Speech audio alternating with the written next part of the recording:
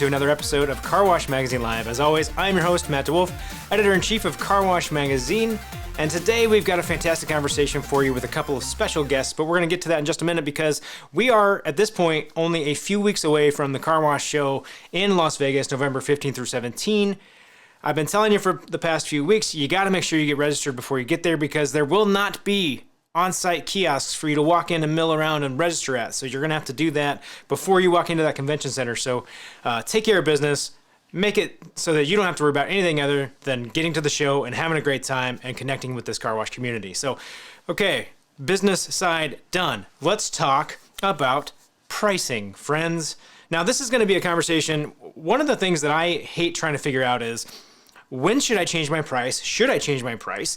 Am I leaving too much on the table? Are my customers going to be mad? Do I have to tell them? How am I going to message it? What signage do I need to put out? What kind of messages are going to go when?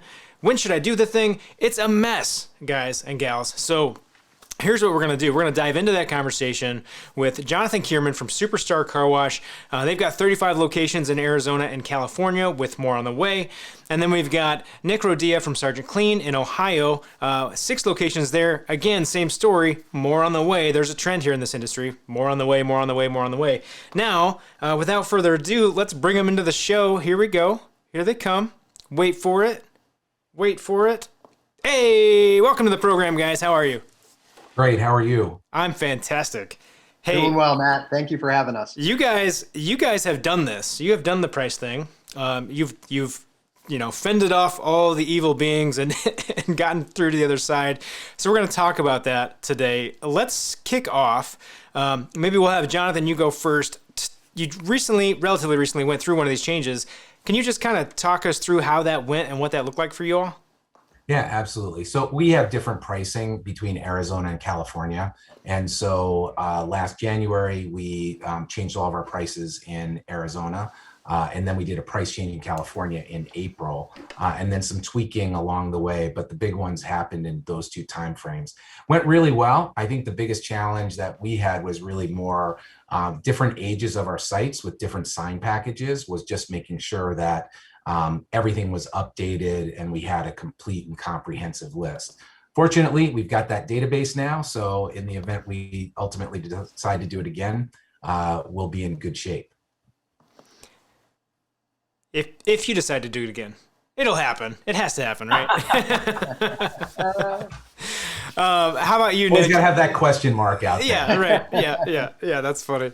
Nick, you all similarly did some price changing recently. Can you share your experience with it? Yeah, so our change went into effect December 1st of 2020.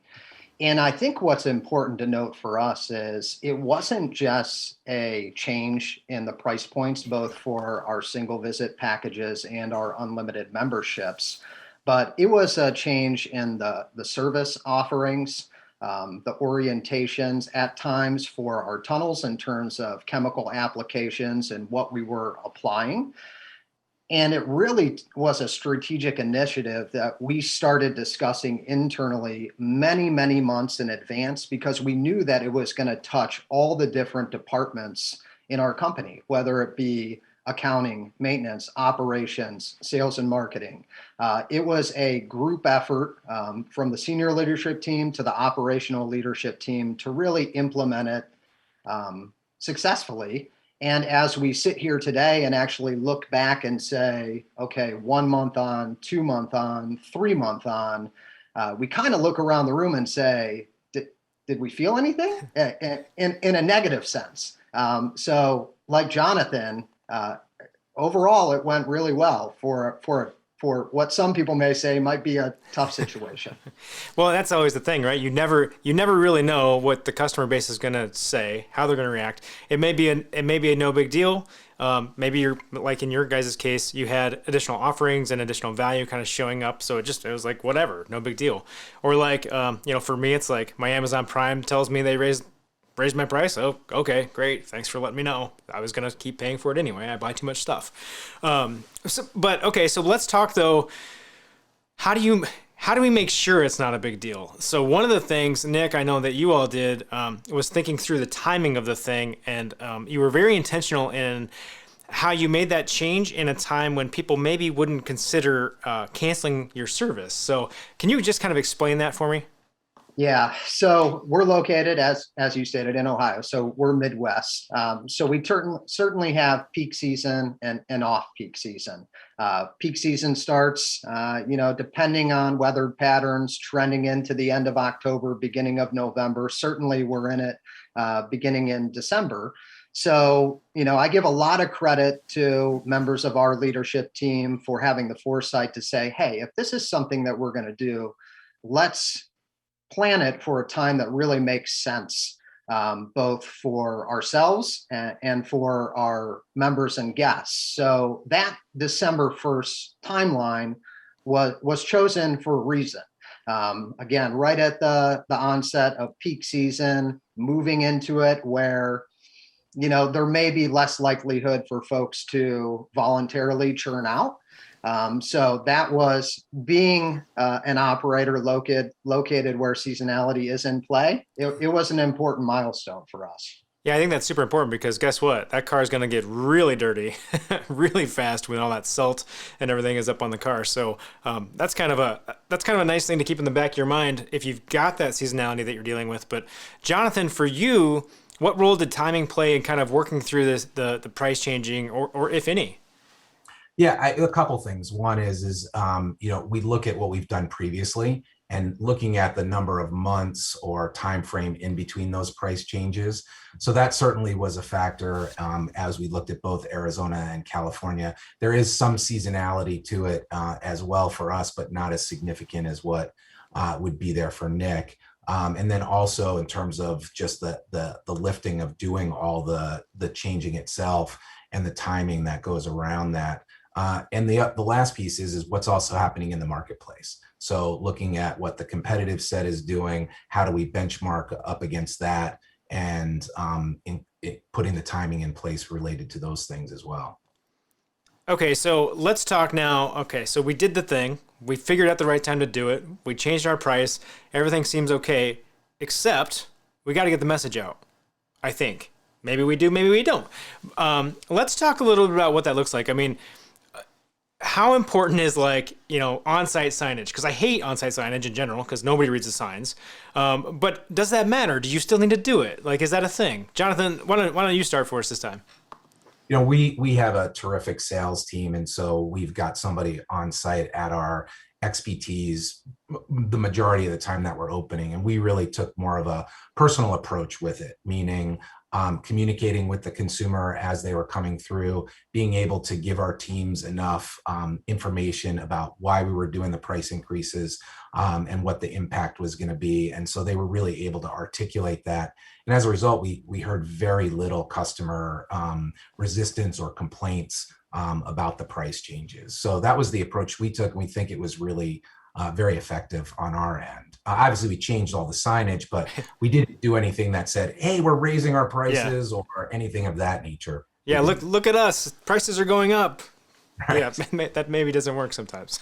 Nick, I know. Go ahead, sorry, Jonathan. No, go ahead. It's important too is and Nick mentioned the value add that they had there, and there's a lot of value and quality with our washes as well. And I think that's kind of what we really need to make sure that the consumer understands is that they're getting a lot of value for the pricing, and I think the consumer sees that. Yeah, and I want to come back to that because we're talking about a scenario where there was kind of an obvious value change, right, for folks, and they could kind of see that was happening. We're going to come back to that, though, because I want to get into what do you do when it's not so obvious, right, and you're making a change that's not going to be as transparent to the consumer. But Nick, I know that I'm pretty sure that you're in the same camp as me in terms of on-site signage, but you still did signs, right? We did. So yes, it's funny that you say that, Matt. I think you've heard me say in the past, I may not be your typical marketer. I despise on-site signage. I made it a mission of mine this year to really remove any type of temporary windmasters that we have across our locations. And I did succeed. So, but in a case where it's temporary messaging, it does make sense to have some sort of call out. We a lot of the time will place that temporary signage at our tunnel entrance, so you at least have visibility of it as you're entering in.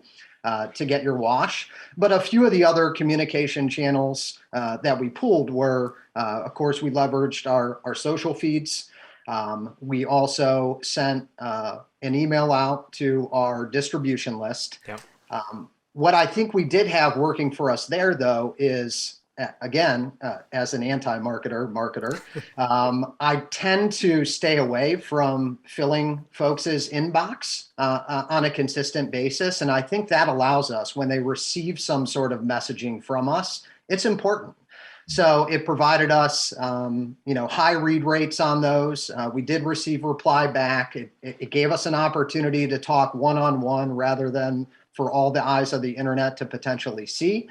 And then we did have some on-site, of course, leveraging our team members and training, as Jonathan put, with them to be able to have those conversations, whether it's communicating the value add that our existing members were getting, or potentially diffuse a situation with someone that may be upset. So having a clear and consistent message from top to bottom that all team members understand is paramount. There's so much in there but I'm so happy that you said. The first thing is that you got rid of a lot of your windmasters and your signs. But the other thing I think that is super important, I think if folks are watching this or listening to this, wherever you may be, is that piece about trying to not overwhelm people's inboxes and to make sure that when you send a message, that message has to have value in it. Or guess what? It's all noise. It's just noise. So I love that. I think the other thing that's interesting is that, yeah, we want to get rid of signs, but there is some benefit to when the customer says, hey, I didn't know you were raising your prices. You can say, well, it's here on the sign as you went through the tunnel. You did happen to see the sign. We know people won't read it, but it is helpful for staff on site to just have another tool to be able to kind of work through that customer service scenario and figure that out. So two great things, folks. Pick those up. Okay, now I want to get into what does the message look like or sound like? Okay, so is it a very transactional thing? Is it more like personal relationship value based? Jonathan, I know you were talking about kind of talking to customers one-on-one. Jonathan, why don't you start? Can you kind of walk us through what that price change message kind of sounds like and feels like? Yeah, I think it was more, we weren't, the best way I can say this is customer pulls up and we don't say, hey, we changed prices.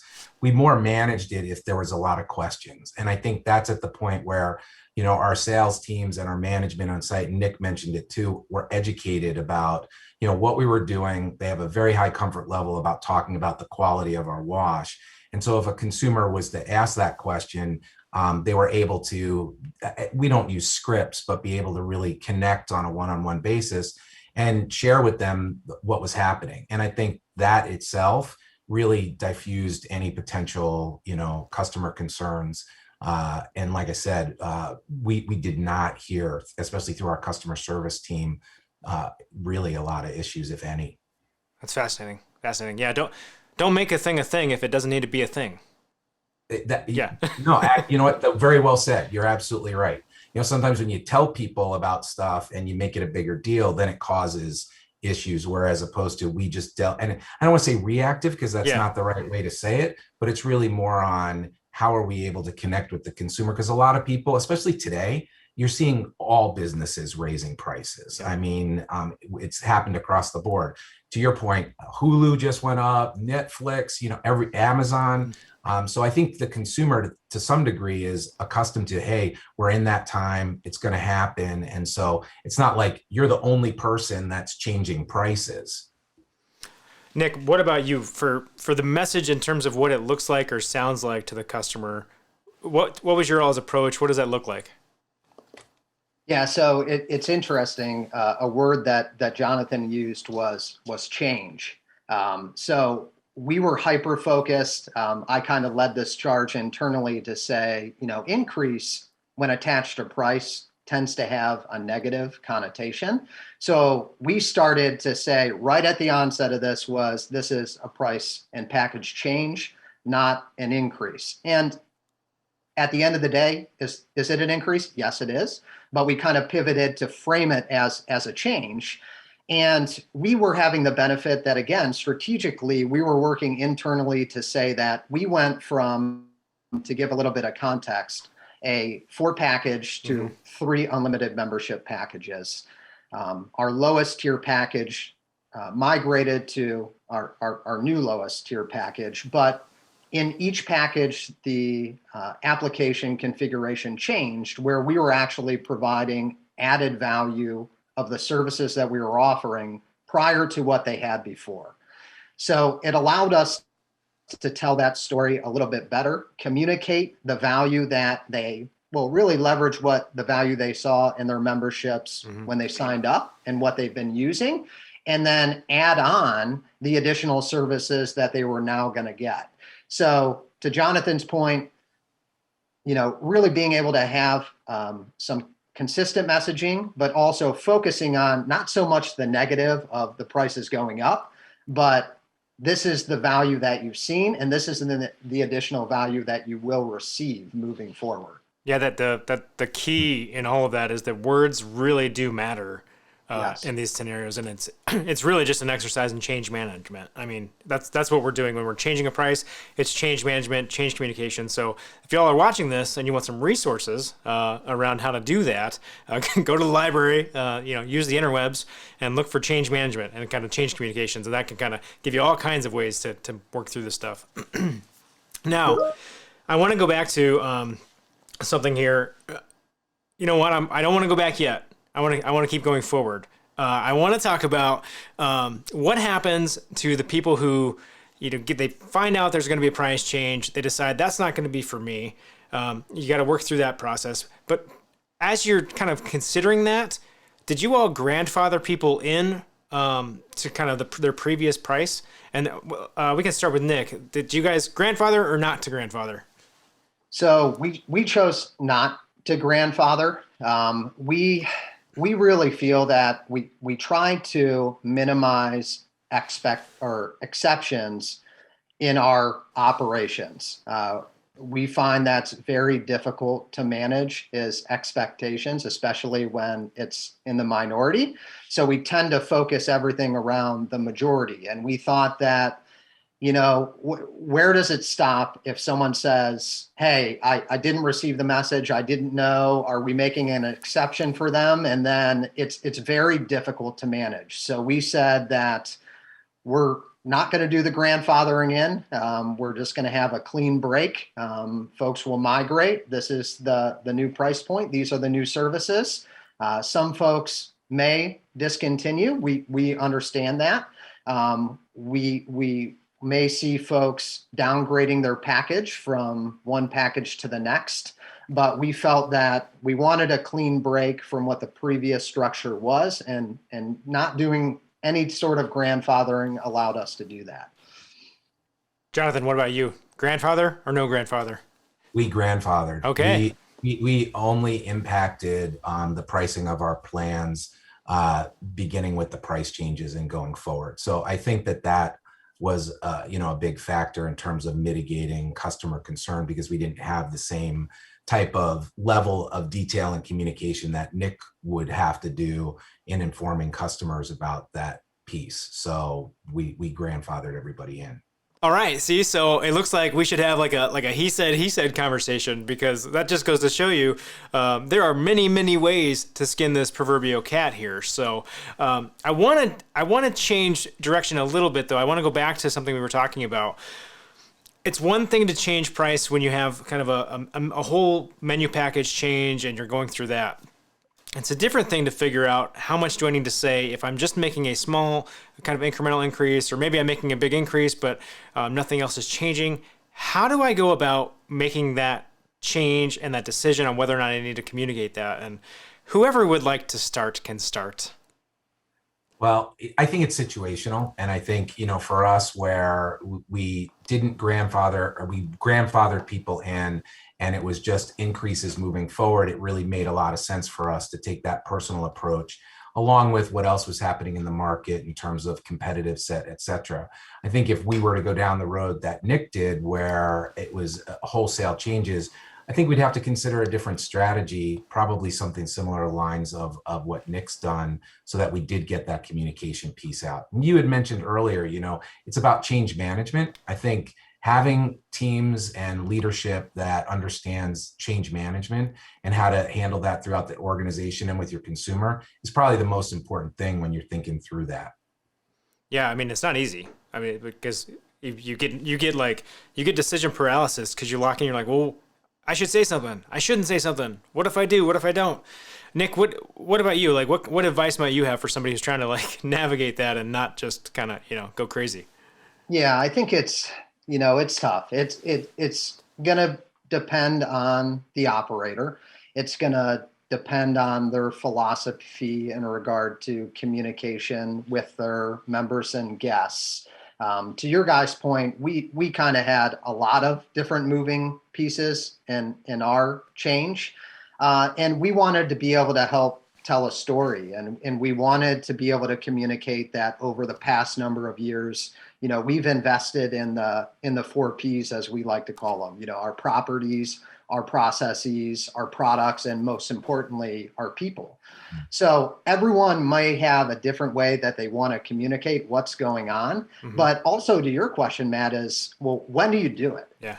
Is it for us who uses anniversary recharges? So everyone is billed monthly on the date that they signed up. If you look at it, do you say, okay, we want to do it 4 weeks in advance?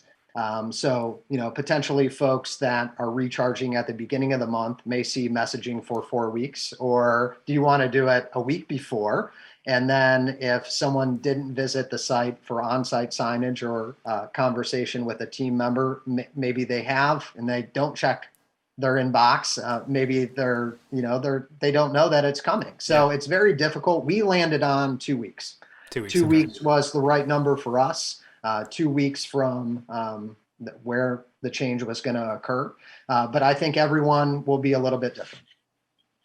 Yeah, there's a lot to unpack in there. I mean, it is a tough thing to get through. I guess my soapbox advice for anybody who might be thinking about this and wanting to go down this path is, what a great time for you to consider a repackaging of your entire menu, right? Because that is like the easiest way to make the customer happy if you're going to communicate about a price change, is that, oh, look at all this extra value. Of course that makes sense. Why would I not pay more for that? End of soapbox. All right, so just change everything. Why not? Why would you not? It's easy for me to say that. Yeah, sorry guys. All right, so before we let you all get back to the business of washing cars and let everybody kind of off the hook today, I want to ask the last question I always like to ask, which is, what is one thing that we can do today to be better tomorrow? And we'll start with Jonathan. You get to answer this one first. One thing today to be better tomorrow. Really be aware of what's going on in the marketplace. And I don't think it specifically relates to the car wash industry. It's being an expert in consumer behavior and really understanding what the consumer needs are, because they're ever changing. And I think if you're in tune to that, that will help us be so much better tomorrow and beyond. Yeah, and one of the ways you can do that, friends, is to go to the car wash show in Las Vegas. Sorry, I can't help myself. Nick, what about you? One thing I can do today to be better tomorrow. Yeah, so I think Jonathan put it perfectly, and I'll piggyback on that and say, once you've looked externally at kind of the economic climate, what's happening locally, I think you also need to look internally too. Look in the mirror and say, over the X amount of years, have we provided value to our members and guests? How confident are we in that? Is this the right time for us to potentially make a change? Or do we need to button up a few things internally before we can really go to our valued members and guests and say, this is coming? So I think externally and also looking internally too.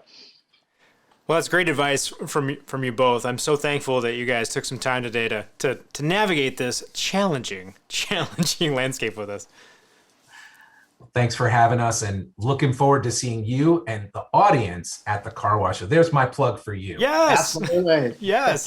We will see you all there. Hey, and if you guys are watching at home, this show, we're going to be doing this live. I'm going to get out of my basement, We're going to like have real people around, and we're going to talk to you all. We're going to have some great marketing panels, some talent management panels, some operational panels, all kinds of fun stuff. And you won't be able to miss it because it's going to be a big studio. When you walk in the door to the show, we're going to be right there. So stop by and say hello. And as you lead up to that, if you're just looking for more great ideas, more stories, and you want to just feel really awesome about the industry that you're a part of, you can check out more videos at carwashmagazine.com. And friends, until I see you at the Car Wash Show in Las Vegas, there's just one thing you've got to do, and that is keep it clean. I'm just having a good day, having